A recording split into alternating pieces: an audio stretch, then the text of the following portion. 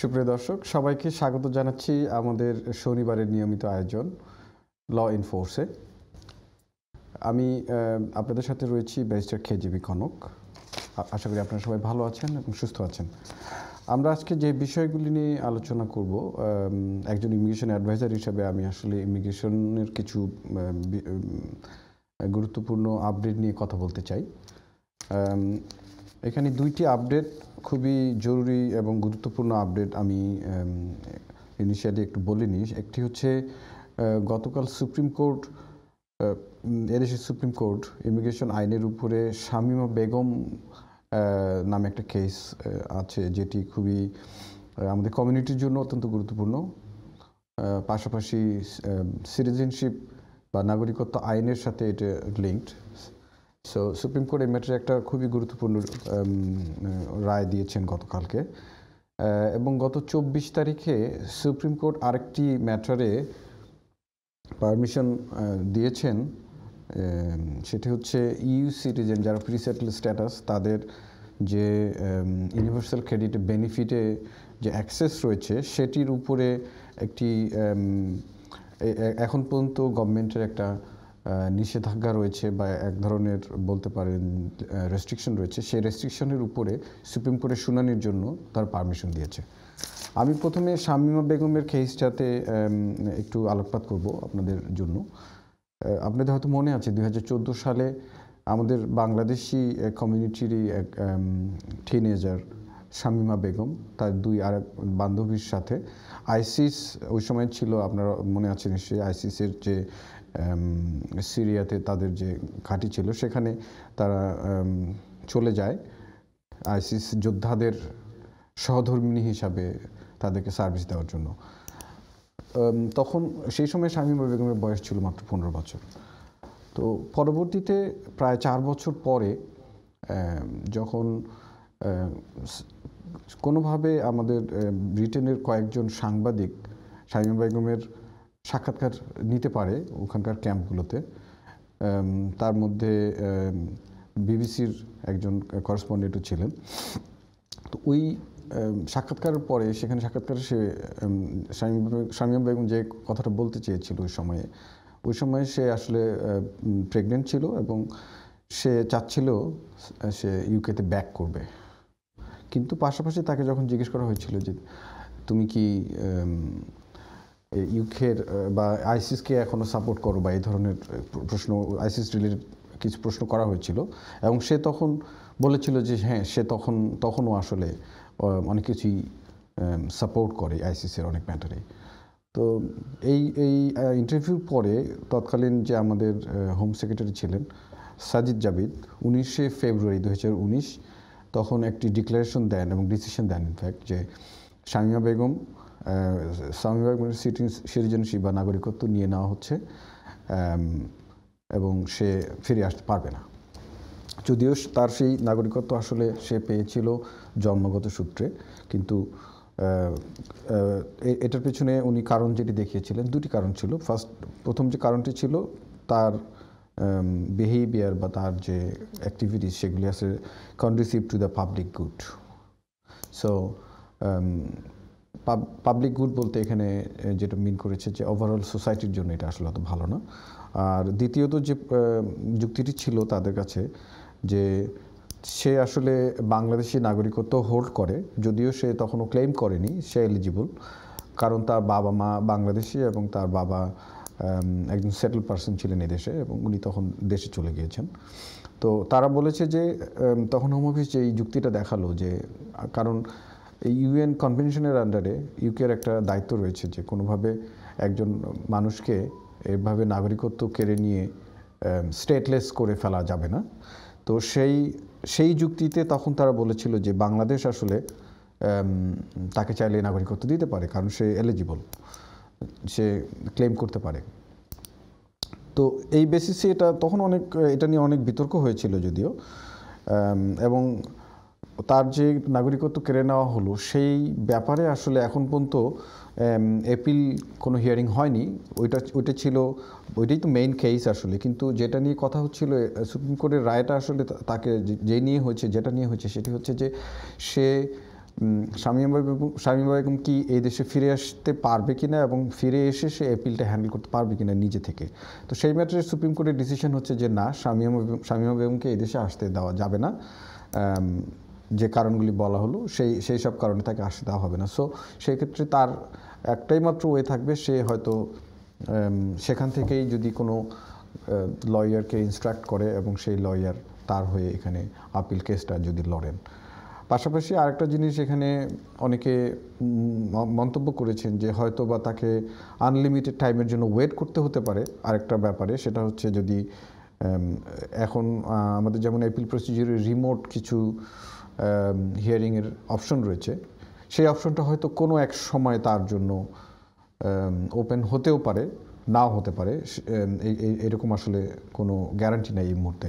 তো যেই বিষয়টা হচ্ছে যে তার নাগরিকত্ব কেড়ে নেওয়ার কারণে তার যে একটা অ্যাপিল রাইট আছে এবং সে যে এটার জন্য অ্যাপিল করবে, সবচেয়ে বড় সমস্যা হয়ে গেছে যে সে এখন এখানে এসে সেই আপিলটা নিয়ে যে নিজে লড়বে, কোর্টে কথা বলবে, রিপ্রেজেন্ট করবে নিজেকে, সেই সুযোগটা তার আর থাকছে না সুপ্রিম কোর্টের এই রায়টার জন্য। তার নাগরিকত্ব থাকবে কি থাকবে না সেটা তো আসলে অ্যাপিল হিয়ারিংয়ে ডিসিশন হবে, কিন্তু তার চান্সটা আসলে কমে গেছে অনেক। কী কারণে? যেহেতু সে সরাসরি এখানে থাকতে পারছে না এবং তার যে কেসের মেরিট আসলে অনেকখানি কমে যায় এইখানেই, এখানে অনেকেই আলোচনা করেছেন এটা নিয়ে যে তার আসলে সরাসরি না থাকতে পারাতে হয়তো জাস্ট কনভিন্স করার মতো তার সেই যে কথাগুলি হয়তো সেগুলি সে বলতে পারবে না, এবং যেহেতু তাকে সরাসরি সুযোগ দেওয়া হচ্ছে না এদের সামনে এসে অথবা রিমোট কোনো ডিভাইসের মাধ্যমে, তো সেই ক্ষেত্রে তার কেস আসলে অনেক দুর্বল হয়ে যাবে। তো এটি একটি অত্যন্ত গুরুত্বপূর্ণ একটা বলবো যে যুগান্তকারী একটা ডিসিশন সুপ্রিম কোর্টের।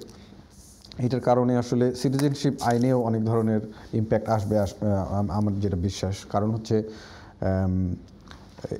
এই যে conducive to the public good, এবং একটা রিপোর্ট এসেছে রিসেন্টলি যেখানে দেখা যাচ্ছে 2011 সাল থেকে 2018 সালের মধ্যে সিটিজেনশিপ কেড়ে নেওয়ার যে একটা টেন্ডেন্সি গভর্নমেন্টের, সেটা কিন্তু কম্পারেটিভলি ভেরি হাই অন্যান্য আগের বছরগুলির চাইতে।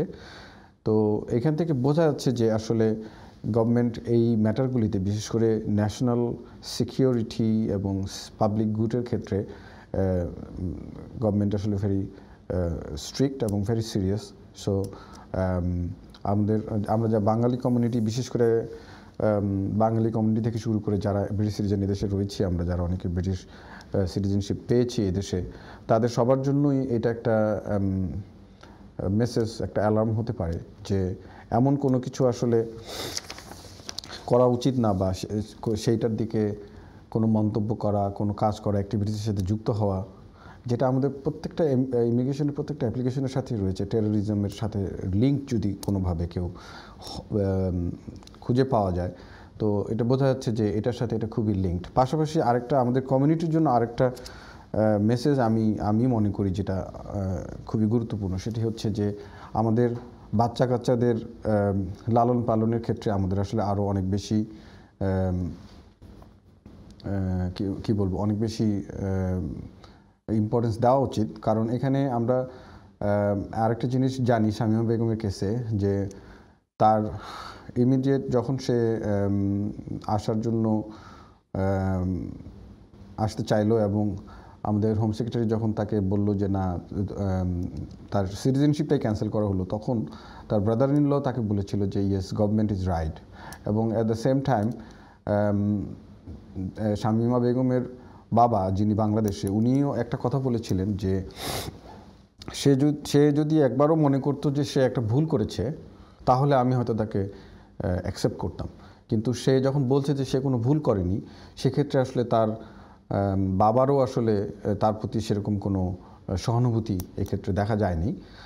তবে আমি যেটা বলবো যে এবং আমরা জানি যে তার এই যে আইসিসের প্রতি আকর্ষণের যে মেইন কারণ, সেটা ছিল একটা সময় যখন এর আগে আমরা আগেও দেখেছি যে একজন সাংবাদিককে ভিডিওতে একজনের বিহেডেড করা হয়েছিল।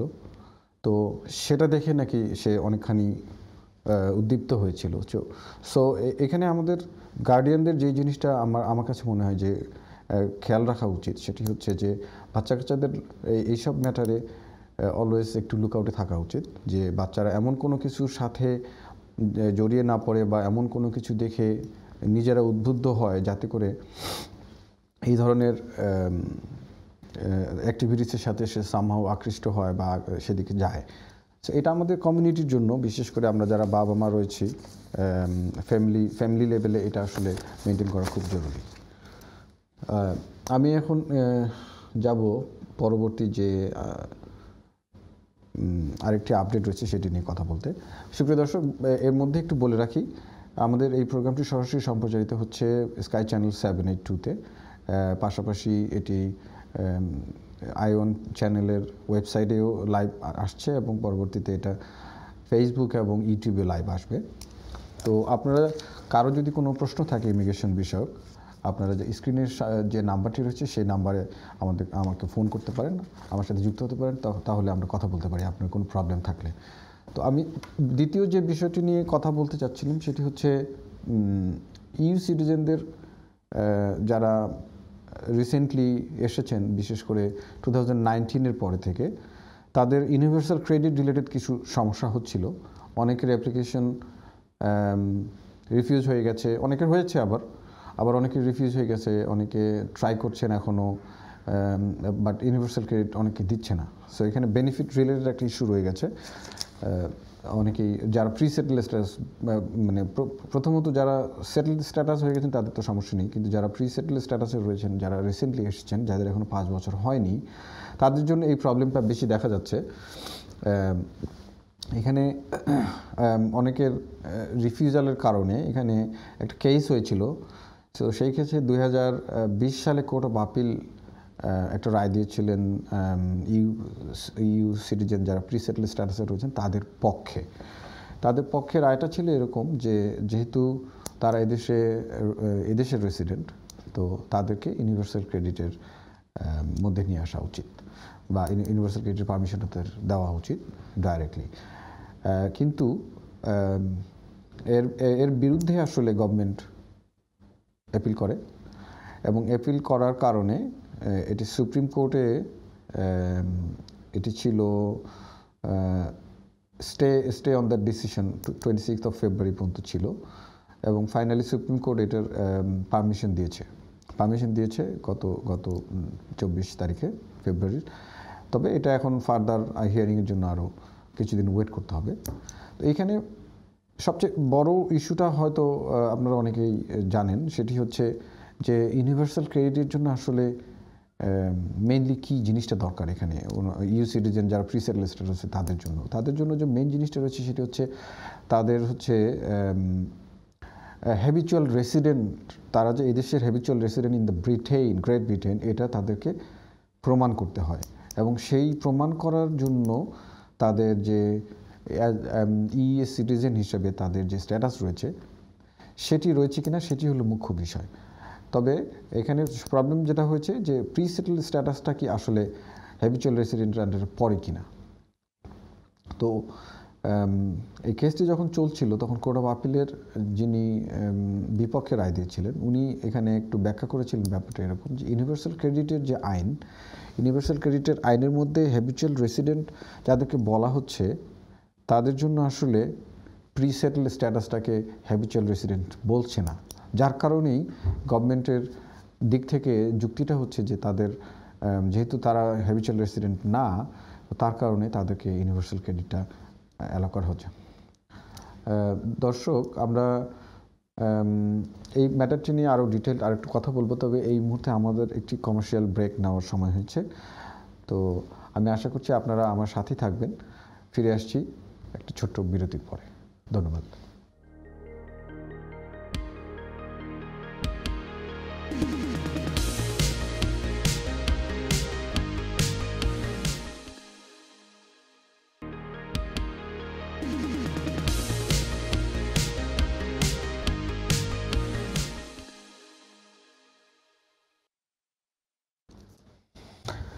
সুপ্রিয় দর্শক, আবারও স্বাগত বিরতির পরে আপনাদেরকে। ল ইন ফোর্সে আমরা যে বিষয়টি নিয়ে কথা বলছিলাম বিরতির আগে সেটি হচ্ছে ইইউ সিটিজেন যারা প্রি সেটেল স্ট্যাটাসে রয়েছে তাদের ইউনিভার্সাল ক্রেডিটে অ্যাক্সেসের যে একটা বিধিনিষেধ আরোপ করেছিল হোম অফিস সেটির উপরে, এবং এটার উপরে কোর্ট অফ আপিল একটা পজিটিভ রায় দিয়েছিল, কিন্তু রায়টাতে একটি ছোট প্রবলেমের কারণে এটি সুপ্রিম কোর্টে যেতে বাধ্য হয়েছে, because there was it was called split decision. Because ডিসিশনটি হয়েছিল এরকম যে জাজ ওখানে যারা ছিলেন তারা আসলে বিভক্ত হয়ে গেছিলেন দুটি ভিন্ন মতে। সো যার কারণে এই ডিসিশনটি ফাইনাল করা সম্ভব হয়নি এই মুহূর্তে, এবং এটা সুপ্রিম কোর্টের কাছে পাঠিয়ে দেওয়া হয় রেফারেন্স হিসেবে যে এই ম্যাটারটা আসলে ফার্দার ক্লারিফিকেশন দরকার, এবং এই কারণেই সুপ্রিম কোর্টে এটা ছিল। এবং 26 ফেব্রুয়ারি 2021 পর্যন্ত আসলে এটি হোল্ডে ছিল, বাট পরবর্তীতে পারমিশন সুপ্রিম কোর্ট গ্রান্ট করে, এবং সেই পারমিশনের বেসিসে এটা এখন সুপ্রিম কোর্টে আসলে হিয়ারিংয়ের জন্য ওয়েট করছে, এবং এটা যতদিন পর্যন্ত না হিয়ারিং হয় ততদিন পর্যন্ত আসলে এটা ডিসিশন এখনও কমপ্লিট কোনো ডিসিশন আসবে না। তো এক্ষেত্রে অনেকের মত হচ্ছে যে যারা হয়তো এখনও অ্যাপ্লাই করেননি বা যারা করেছেন রিফিউজ হয়েছেন তারা আসলে কি করবেন।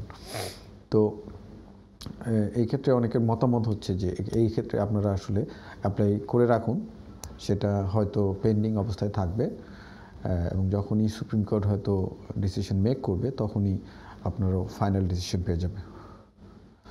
আমাদের সাথে একজন কলার যুক্ত হয়েছেন, আমরা একটু কলার সাথে কথা বলি। হ্যালো কলার। হ্যালো আসসালামু আলাইকুম। ওয়ালাইকুম সালাম। জি ভাই বলুন। আমি স্কটল্যান্ড থেকে বলছি। জি বলুন। আমি একটু আইনি পরামর্শ চাচ্ছি, যদি আমাকে একটু হেল্প করেন। অফকোর্স ভাই, জি বলুন। আচ্ছা, আমি এদেশে স্পাউস ভিসায় আছি 10 বছরের রুটে। জি। তো আমার দুইটা এক্সটেনশন হয়ে গেছে। এখন যে ভিসাটা আছে এটা শেষ হবে আগামী বছর জুলাই মাসে। তো এতে কি 10 বছর? আমি লাস্ট যখন ভিসাটা পাই সেই ভিসার আগে আমার ওয়াইফের সাথে একটু প্রবলেম হয়েছিল, ফ্যামিলিগত কারণে আমরা একটু আলাদা ছিলাম। তো আমার যখন ভিসা অ্যাপ্লিকেশন করিস তো সে আমাকে কাগজে সাহায্য করেনি। আচ্ছা। তো যার কারণে আমার ভিসাটা রিফিউজ হয়েছিল। কিন্তু আমাদের দুজনের সম্পর্ক ঠিক ছিল। প্রবলেমটা হচ্ছিল ওর ফ্যামিলির তরফ থেকে, ওর ফ্যামিলি চাচ্ছিল না যে আমার সাথে তার সম্পর্ক থাকুক। তো পরবর্তীতে আপিল করি। আপিলের সময় আমার কাছে কাগজপত্র চাওয়া হয়েছিল, ওয়াইফের স্টেটমেন্ট চাওয়া হয়েছিল, তো সে আমাকে ওই স্টেটমেন্টটা দিয়েছিল। তো সেটার ভিত্তিতে আমি আপিল উইন করি এবং ভিসা পাই। তো এমন অবস্থায় ভিসা পাওয়ার পরে আমরা একসাথে থাকার সুযোগ হয়নি, কিন্তু আমাদের যোগাযোগ ছিল বাইরে লুকিয়ে। কারণ ওর ফ্যামিলি আমার পক্ষ থেকে আমাকে কোনোভাবেই যোগাযোগ করার সুযোগ দিচ্ছিল না। তো সাডেনলি গত এক সপ্তাহ আগে সে মারা গেছে। আপনার ওয়াইফ মারা গেছে? ওয়াইফ মারা গেছে, জি। আচ্ছা, সরি। তো এই অবস্থায় আমি জানতে চাচ্ছি আমার কি করার আছে, কারণ আমি নেক্সট ভিসা এক্সটেনশন কিভাবে করব, বা আমার এখন কি রাইট আছে, কিভাবে দেশে থাকতে পারবো। সরি, আপনি বলেছেন আপনার 2 বার এক্সটেনশন হয়েছে, নেক্সট ভিসাটা কবে পর্যন্ত আছে? আগামী বছর জুলাই পর্যন্ত। আগামী বছর জুলাই পর্যন্ত, আচ্ছা। তো আর আপনার ওয়াইফ কি ব্রিটিশ সিটিজেন ছিল নাকি সেটেল পারসন ছিল? হ্যাঁ, উনি ও ব্রিটিশ সিটিজেন, স্কটিশ ন্যাশনাল। ওকে ওকে, ঠিক আছে ভাই, আমি বুঝতে পেরেছি। আমি আপনাকে একটু বলি, জি। যে লাস্টে যে ভিসাটা পেয়েছিলাম সেটা আমাকে কোর্টে আপিলে উইন করেছিলাম। তার ডকুমেন্ট আমি নিয়েছিলাম, সে আমার সাথে বাইরে দেখা করে আমাকে স্টেটমেন্ট দিয়েছিল, এবং আর্টিকেল 8 এর অধীনে আমাকে ভিসা অ্যালট করেছিল জাজ। আচ্ছা। মানে আমি জাজকে এটা বোঝাতে সক্ষম হয়েছিলাম যে আমাদের সম্পর্ক ঠিক আছে, শুধুমাত্র ওর ফ্যামিলি চাচ্ছে না যে ওর সাথে আমার সম্পর্ক থাকুক, এবং তার বাসার যাওয়ার এক্সেসটা মতো আমাকে বন্ধ করে দিয়েছিল। তার ছেলে আছে, সে আমাকে ট্রেড দিতে আমাকে মেরে ফেলবে, এই ভয়ে আমি যেতে পারতাম না। কার ছেলে আছে? মানে তার আগের ঘরের সন্তান। আচ্ছা। সে 25 বছর বয়সী। তো ও এর আগে একবার আমার সাথে খারাপ ব্যবহার করেছিল, আমাকে মারার চেষ্টা করেছিল, এটা নিয়ে একটা কেস হয়েছিল।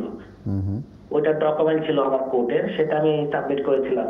আচ্ছা তো সেটার উপর বেস করে জাজ আমাকে মানে ভিসাটা দিয়েছিল। আচ্ছা ভাই, আরেকটা প্রশ্ন একটু করি, সেটা হচ্ছে যে আপনার ঘরে কি কোনো সন্তান আসেনি? না, আমাদের নিজেদের সন্তান নেই। আচ্ছা, ওকে। সো আপনার নেক্সট ভিসাটা কবে বললেন যে শেষ হয়ে যাবে, আরেকবার বলেন। আগামী বছর জুলাই মাসে। জুলাই 2022। তাহলে হচ্ছে 22 আচ্ছা, তাহলে আপনার কত বছর হচ্ছে?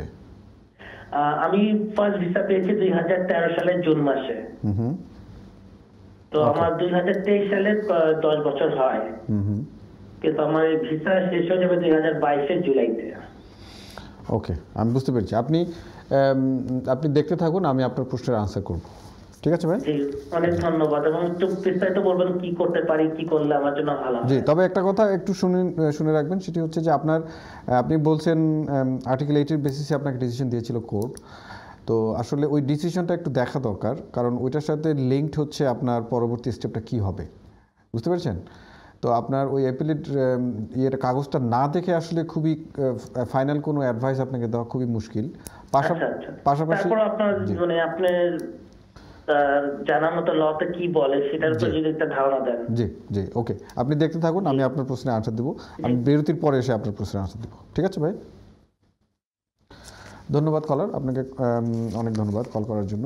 তো আমি যেই ব্যাপারটা নিয়ে তখন কথা বলছিলাম, এটা আমি শেষ করিনি, আমি ওনার কলের আনসার দিব। এখানে যেই বিষয়টা এসছে যে যারা এই দেশে অলরেডি সেটেলড হয়েছেন ইউ ইয়ের মাধ্যমে, রেগুলেশনের মাধ্যমে, তো তাদের ক্ষেত্রে কিন্তু এই যে ইউনিভার্সাল ক্রেডিটের অ্যাক্সেসটা কিন্তু আসলে কোনোভাবেই বাধাগ্রস্ত নয়।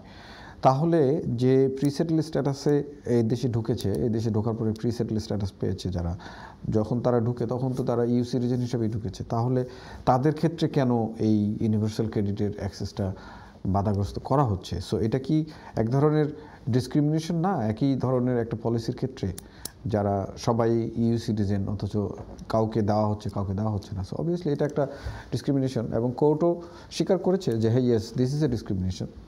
বাট এটা এক ধরনের ইনডাইরেক্ট ডিসক্রিমিনেশন, যেটা ইউ লতে কোনো কোনো ক্ষেত্রে অ্যালাউড, এবং সেই সব কারণেই আসলে ইউকে গভর্নমেন্ট হয়তো এই সুযোগটা নিয়েছে, এবং এই কারণেই যারা প্রিসেটল স্ট্যাটাসে অনেকে যাদেরকে রিফিউজ করেছে, সেক্ষেত্রে গভর্নমেন্টের আসলে খানিকটা হলেও তাদের কিছু যুক্তি রয়েছে যে তাদের তাদের কাজটা আসলে রং হয়নি, বাই ল এটা আনলফুল না আসলে। তো সেই ক্ষেত্রে আমি যে আলোচনা থেকে যেটি বুঝতে পারলাম যে আপনাদের এই মুহূর্তে যারা হয়তো অনেকে অ্যাপ্লাই করেননি বা যারা রিফিউজড হয়েছেন, তাদের ক্ষেত্রে আসলে কি করা উচিত?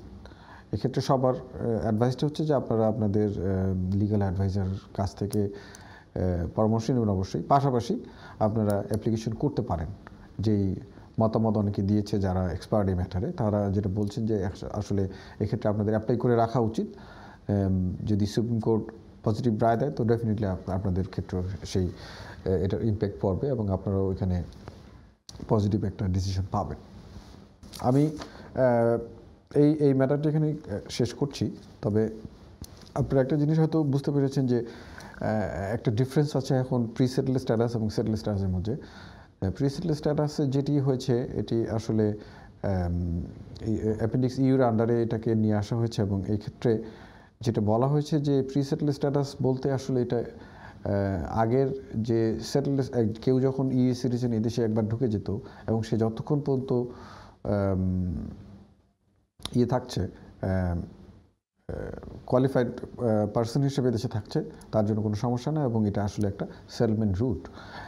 বাট অন্যদিকে প্রিসেটল স্ট্যাটাসটাও একটা সেটেলমেন্ট রুট, কিন্তু এক্ষেত্রে গভর্নমেন্টের বা পলিসিগত যে ব্যাখ্যাটা রয়েছে সেটি তারা বলছে যে এটি একটি limited leave until 5 years। Until 5 years means তার যতদিন পর্যন্ত না 5 years হয়। অনেকে হয়তো 2 বছর সময়ে তারা প্রিসেটল স্ট্যাটাস নিয়েছে, তাদের জন্য আর 3 বছর বাকি রয়েছে। তো সেক্ষেত্রে তাদের 5 বছর পূর্ণ হওয়া পর্যন্ত এটা একটি লিমিটেড লিভ আকারে ট্রিট করবে, ইমিগ্রেশন আইনের মধ্যে। তো এখানেই ডিফারেন্সটা, যে একটা লিমিটেড লিভের আন্ডারে আসলে এটা আসলে সর্ট অফ ইমিগ্রেশন অন্য যে আমাদের রুটগুলি রয়েছে সেগুলিতে আসলে, যেমন পিবিএস পয়েন্ট বেস সিস্টেমের যে ইমিগ্রেন্টরা রয়েছে তাদের ক্ষেত্রে আসলে লিমিটেড লিভ শব্দটা ইউজ হয়, প্লাস হয়তো যারা সেটেল পার্সনের ডিপেন্ডেন্ট হিসেবে দেশে আসেন তাদের ক্ষেত্রেও কিন্তু লিমিটেড লিভ হিসেবে ইউজ হয়, এবং তাদের লটা একটু ডিফারেন্ট এই কারণেই। এবং এই কারণেই রিসেন্টলি যে একটা ইস্যু এসেছে, যারা প্রিসেটেল স্ট্যাটাসে রয়েছেন তারা চাইলে তাদের ফ্যামিলি মেম্বারদেরকে অ্যাপেন্ডিক্স FM এর আন্ডারে স্পন্সর করতে পারেন। এখন এই বিষয়টি একটু কমপ্লিকেটেড হয়ে গেছে এই কারণে যে যেখানে EU সিটিজেনদের একটা রাইট রয়েছে যে তাদের ফ্যামিলি মেম্বারদেরকে তারা ডাইরেক্ট EU রেগুলেশন 2016 আন্ডারে যেখানে আনতে পারতো বা আনতে পারছে এখনও, যে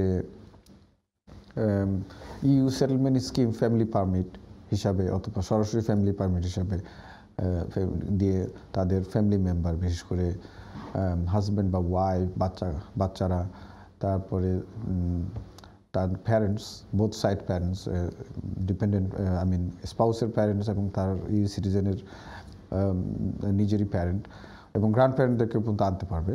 পাশাপাশি আরও যেটা সুবিধা ছিল যে রিলেটিভরাও আসতে পারতো, যাদেরকে আমরা এক্সটেন্ডেড ফ্যামিলি মেম্বার হিসেবে কাউন্ট করতাম, তো তারাও আসতে পারতো। কিন্তু এখানে আরেকটি সুযোগ দিয়ে রাখছে এক্ষেত্রে কোনো কারণে, এখন যেহেতু এই আমাদের যে এক্সপিরিয়েন্স এই মুহূর্তে এর ক্ষেত্রে EU যারা সিটিজেন রয়েছেন তাদের যে বিভিন্ন ধরনের অ্যাপ্লিকেশন ইতিমধ্যে করা হয়েছিল, অনেকে খুব তাড়াহুড়ো করে ডিসেম্বরের মধ্যে করেছেন, তাদের ক্ষেত্রে যেটি হয়েছে যে অনেক অ্যাপ্লিকেশন আসলে রিফিউজ হয়ে গেছে বিভিন্ন কারণে, হয়তো কোনো কারণে রিকোয়ারমেন্ট ফুলফিল হয়নি ঠিকমতো। পাশাপাশি ব্রেক্সিটের কারণে খানিকটা অ্যাটিটিউডাল চেঞ্জও দেখা যাচ্ছে হোম অফিসের সাইড থেকেও, যেই জিনিসগুলি নিয়ে আগে কখনো ডিসিশনের মধ্যে কখনো বলা হতো না, যেমন ইভেন আইনেও ছিল না, যেমন একজন সিটিজেনের মা অথবা বাবা তার উপরে ডিপেন্ডেন্ট হতে হবে এই কথাটা কিন্তু কোথাও বলা নেই। কিন্তু ইদানিং যেটা দেখা যাচ্ছে যে রিফিউজালের সাথে এই জিনিসটা আসছে, প্লাস আরও ছোটোখাটো আমার পার্সোনাল এক্সপিরিয়েন্স থেকে বলছি যে, যেমন ধরুন একটা প্রোগ্রামে একটা কেস এরকম হয়েছে যে বার্থ সার্টিফিকেট নিয়ে একটা ইস্যু হয়ে গেছে। আমাদের বাংলাদেশের, আমরা যারা বাংলাদেশে বড় হয়েছি তারা অনেকেই জানি যে আমাদের যে বার্থ রেজিস্ট্রেশন সিস্টেমটা আসলে এত আপডেটেড না। আমরা যারা হয়তো 80s 90s জন্ম নিয়েছি তাদের বার্থ সার্টিফিকেট আসলে সেভাবে, আমি নিজেও জানতাম না ওই সময় আমার বার্থ সার্টিফিকেট আছে, কারণ আমি পরবর্তীতে বার্থ সার্টিফিকেটটা আসলে আমি আমার ইন্ডিয়ান কাউন্সিল থেকে নিয়েছিলাম আসার আগে। আর সো এই বার্থ সার্টিফিকেট নিয়ে ইস্যু হচ্ছে এই কারণে যে ওরা বলছে যে একজন সিটিজেনের একজন সাবজেক্টের জন্ম হচ্ছে 80 সালে, অথচ তার বার্থ সার্টিফিকেটে ইস্যু হচ্ছে 2009, 10, 11 অথবা রিসেন্টলি। এটা কেন? এটার উপরে বেস করে তারা বলতে যাচ্ছে যে এই রিলেশনশিপটা আসলে জেনুইন না। সো এটা বলবো যে হোম অফিসের কিছু অ্যাটিটিউডের একটা ম্যাটার রয়েছে। সো যার কারণেই এটা একটা আমার হিসেবে একটা ভালো সুযোগ যে যদি তারা অ্যাপেন্ডিক্স FM এর আন্ডারে কাউকে, বিশেষ করে FM এর আন্ডারে যেসব ডিপেন্ডেন্টকে স্পন্সর করা সম্ভব তাদের মাধ্যমে যদি করা যায়, এটা একটা very good option as well. So দর্শক, আবার একটা বিরতি নেওয়ার সময় হলো। আশা করি আমার সাথে আবার জয়েন করবেন আপনারা। সেই বিরতির পর আবার দেখা হচ্ছে, সেই পর্যন্ত আমার সাথে থাকবেন। ধন্যবাদ।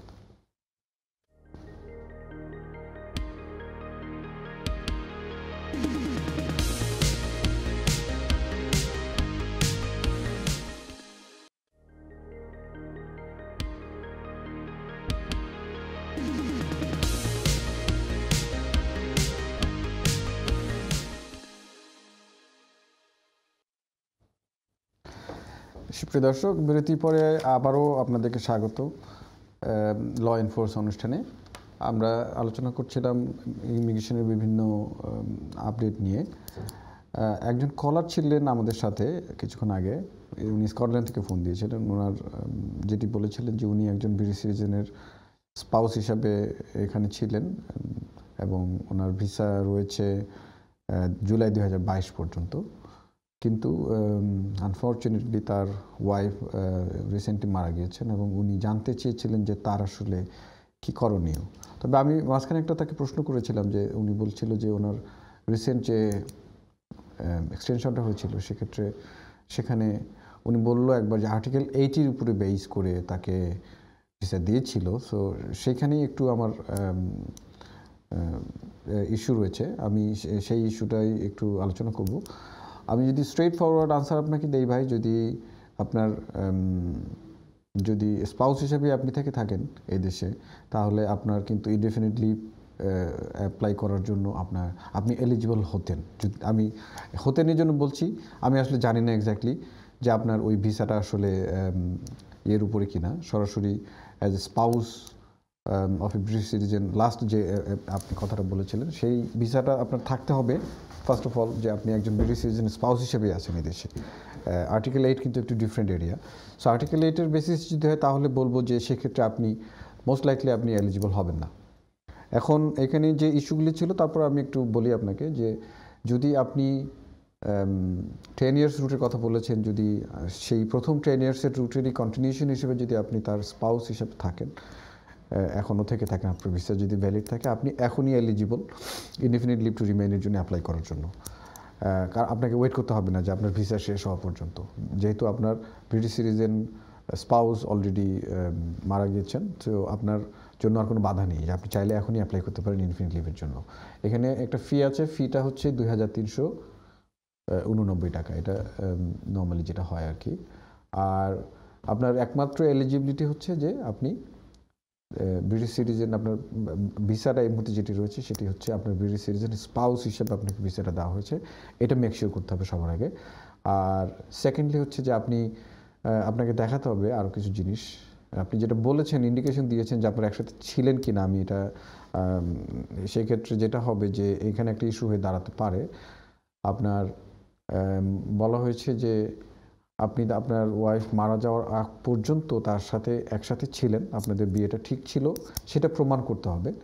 আর সেটা প্রমাণ করতে গেলে আপনার কিছু ইউটিলিটি বিলস একই অ্যাড্রেসে বা আপনারা যে একই বাসায় ছিলেন সেটি প্রমাণ করার জন্য 6 টাইপস অফ ডকুমেন্ট যেটা নর্মালি চায় সেটা আসলে আপনাকে প্রোভাইড করতে হবে। আর যেটি হচ্ছে যদি আপনার ইন এনি কেস আপনার যদি এটা ভিসার ক্যাটাগরিটা চেঞ্জ হয়ে যায় পরবর্তীতে, ধরুন আপনার প্রথমে ছিল আপনি স্পাউস ভিসায় ছিলেন 10 ইয়ার্স রুটেই, কিন্তু পরে যখন আপনার বললেন যে আপনার ম্যারিজ সাবসিস্টিং নিয়ে একটা ইস্যু ছিল এবং কোর্ট এটা জেনে গেছে, যদি আমি জানি না আপনার অ্যাপিলের ডিসিশনে কি বলেছে, তো সেটা যদি হয়ে থাকে এবং আপনাকে যদি সেই যে প্রথম 10 ইয়ার্স রুটের যে ভিসাটা ওটা যদি কন্টিনিউ না করে, এটা যদি প্রাইভেট লাইফ আর্টিকেল 80-এর উপরে যদি এটা দিয়ে দেয়, তাহলে আপনার সিচুয়েশনটা ডিফারেন্ট হবে অবশ্যই, তখন আপনি এটার জন্য এলিজিবল হবেন না। এবং আপনার যখন সামনের আপনি বলেছেন 2022 সালের জুলাইতে হচ্ছে আপনার ভিসা শেষ, এরপরে আপনি হয়তো বা আমার যেটা মনে হয়, আপনি অবশ্যই একজন লয়ারের পরামর্শ নেবেন। আমার যেটা মনে হয় সেটি হচ্ছে যে আপনাকে হয়তো একটা ফার্দার লিভ টু রিমেইনের জন্য অ্যাপ্লিকেশন করতে হবে, যদি সেটা আপনি আগে যেটা বলেছেন প্রাইভেট লাইফের উপরে যদি আপনার ভিসাটা হয়ে থাকে, তো আপনাকে আরেকটা অ্যাপ্লিকেশন করে এক্সটেনশনে যেতে হবে। জানি না সম্ভব হবে কি না, বা আপনার সিচুয়েশন বলে দিবে আপনি পারবেন কি না। এবং সেই ক্ষেত্রে যদি আপনি সামহাউ 10 ইয়ার্স রুটটা কমপ্লিট করে ফেলেন, তো তখন আপনি হয়তো আপনার লং রেসিডেন্স রুটে তখন আপনি ইনডেফিনিট লিভের জন্য যেতে পারেন, সেখানে একটা সম্ভাবনা রয়েছে। তবে আমি আপনাকে বলতে পারছি না এখনই কনক্লুসিভলি যে এটাই হবে, কারণ আপনার ডিসিশন না দেখে এটা আসলে বলা খুবই মুশকিল। ধন্যবাদ কলার, আমাকে কল করার জন্য। একটি খুব কমপ্লিকেটেড একটা বিষয় নিয়ে আপনি প্রশ্ন করেছিলেন, যেহেতু অবশ্য কমপ্লিকেটেড হলেও আপনি যেহেতু ইনফরমেশনটা ফুল দিতে পারেননি, এই জন্য একটু আমি আরও বেশি কমপ্লিকেশনে পড়ে গেছি। তো anyway, thank you very much.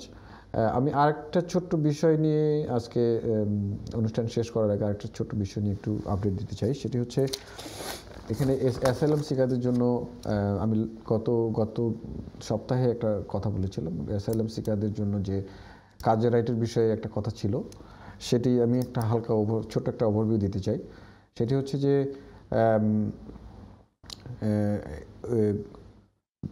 আমাদের হোম অফিসের যে পলিসি রয়েছে এই ম্যাটারে, যারা অ্যাসাইলাম সিকার রয়েছে তাদের জন্য যে পারমিশন টু ওয়ার্ক ও পারমিশন টু টেক এমপ্লয়মেন্টের যে একটা অপশন রয়েছে, সেই জায়গায় হোম অফিস যেটি দিয়ে রেখেছে যে শর্টেজ অকুপেশনের একটা লিস্ট আছে, সেই শর্টেজ অকুপেশনের মধ্যে ছাড়া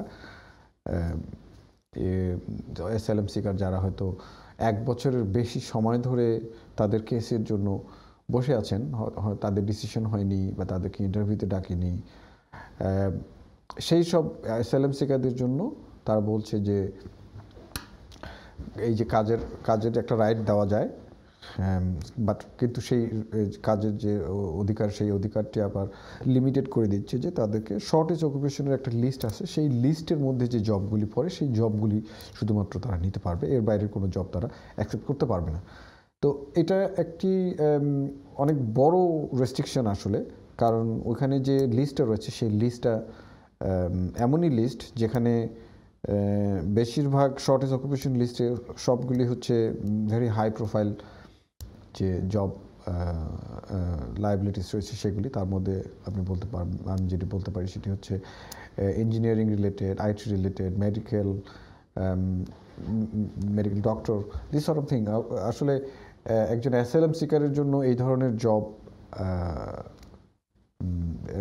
জোগাড় করা আসলে এত সহজ না, বা এটা সম্ভবই না আসলে, কারণ বেশিরভাগ অ্যাসাইলাম সিকারদের ক্ষেত্রে যেটি দেখা গেছে যে তারা আসলে সেই পরিমাণ কোয়ালিফাইডও না এবং তারা এটা নিতে পারে না। শুধুমাত্র যে 2টি জব রয়েছে তাদের জন্য ওপেন, সেই 2টি জবের কথা আমি যদি বলি, একটি হচ্ছে রেস্টুরেন্ট বা টেকওয়ে শেফ, অ্যান্ড সেকেন্ডলি হচ্ছে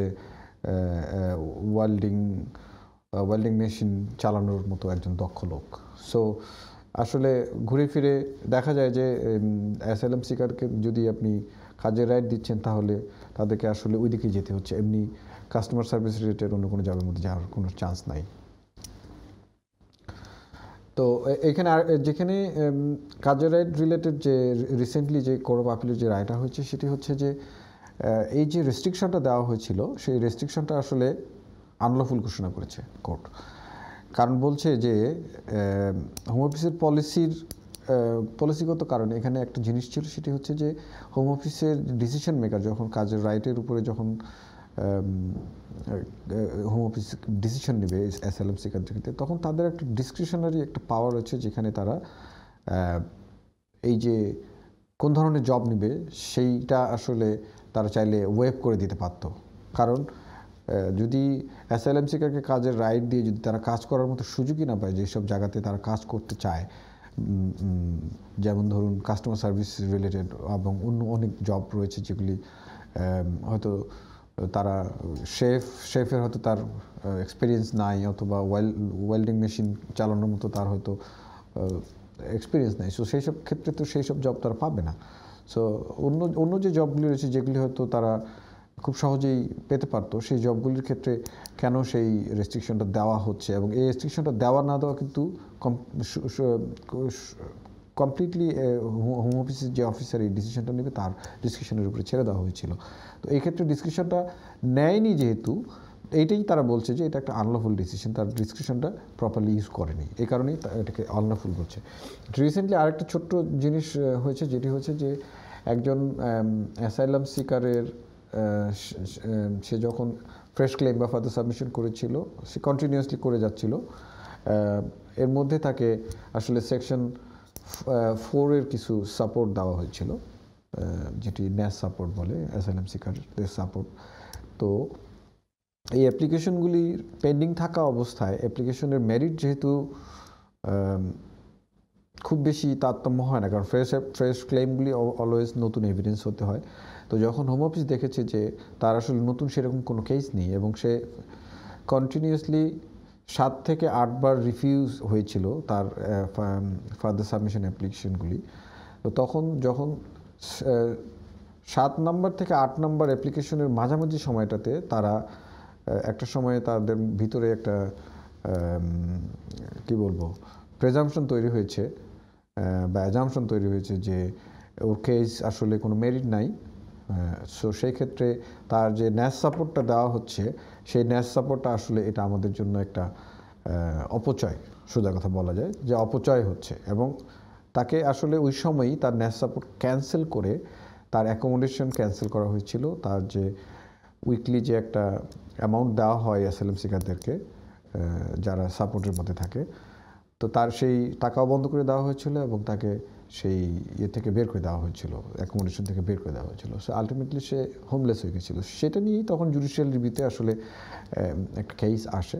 সেই কেসটাতেই ফাইনালি যে ডিসিশনটা দিয়েছে, যে হাইকোর্ট বলল যে এটা আসলে আনলফুল ডিসিশন, যেহেতু তার অ্যাপ্লিকেশন, ফার্দার সাবমিশন অ্যাপ্লিকেশনগুলি আসলে মেরিট লেইস হোক অথবা যাই হোক না কেন, সে একটা অ্যাপ্লিকেশন প্রসেসের মধ্যে যেহেতু রয়েছে, এই অবস্থায় তার ওই মেরিটের উপরে বেস করে ন্যাস সাপোর্টের যে ডিসিশন ইয়ে করা, ক্যান্সেল করার, সেই ডিসিশনটা আসলে লফুল হয়নি। সো দর্শক, আশা করি আপনারা আমি যে বিষয়গুলো নিয়ে কথা বললাম সেগুলি হয়তো আপনারা ব্যাপারগুলো অনেক পরিষ্কারভাবে বুঝতে পেরেছেন, এবং আমিও খুবই খুশি যে আপনাদেরকে আমি ব্যাপারগুলি খুলে বলতে পেরেছি। আশা করি আগামী অনুষ্ঠানে আপনাদের সাথে আবারও দেখা হবে। আমার মনে রাখবেন দর্শক, আমার অনুষ্ঠান প্রতি মাসের দ্বিতীয়, তৃতীয় এবং পঞ্চম যদি থাকে, সপ্তাহের শনিবারে আসবো আমি আপনাদের সাথে ল এনফোর্স নিয়ে। সেই পর্যন্ত আপনারা ভালো থাকবেন, সুস্থ থাকবেন। আপনাদের সবাইকে বিদায় জানাই। ধন্যবাদ।